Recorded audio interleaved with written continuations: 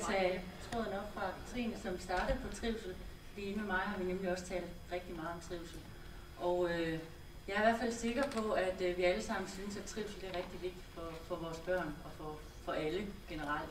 Men jeg er også sikker på, at vi har rigtig mange forskellige forestillinger om, hvordan man skal arbejde med trivsel på skolerne. Så jeg og Dansk Center for Undervisningsmiljø vil anbefale, at de som skolebestyrelser har særlig fokus på, hvordan er det, man som skole vælger at organisere trivselsarbejdet, og hvordan er det, man vælger at organisere det nye arbejde, der står for døren med de nye kommende nationale trivselsmålinger. Fordi at vi tænker, at er der mulighed for, at man kan sammentænke nogle af de her mange undersøgelser, man bliver præsenteret for. Og der tænker jeg også, at det er vigtigt, at man har for øje, at der er nogle skal-opgaver, altså noget, der er lovgivningsmæssigt besluttet, og så er der nogle muligheder, nogle kan-opgaver, som ofte bliver tilbudt fra kommunal side. Ja. I forhold til de her nationale trivselsmålinger, der tænker vi også, at det er vigtigt, at man som skolebestyrelse tager ansvar i forhold til, hvad er det for et redskab, man som skole eller som kommune vælger at bruge til at gennemføre de her trivselsmålinger med. Og der tænker jeg særligt på i forhold, at man skal være bevidst omkring de forskellige anonymitetskriterier, der er.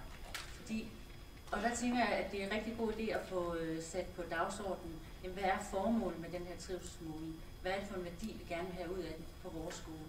Og det handler rigtig meget om man skal kunne se de her elevbesvarelser helt ned på individniveau, eller om man kun skal se dem til og med klasseniveau. Så det synes jeg i hvert fald er en væsentlig diskussion og dialog at få i gang i på skolerne. Og jeg kan lige så godt sige, at fra Dansk Center for Undervisningsmiljøs side, jamen der anbefaler vi, at man kun går til klasseniveau. Det har vi mange forskellige argumenter for. Det er velkommen til at spørge mere nysgerrigt ind til på et andet tidspunkt.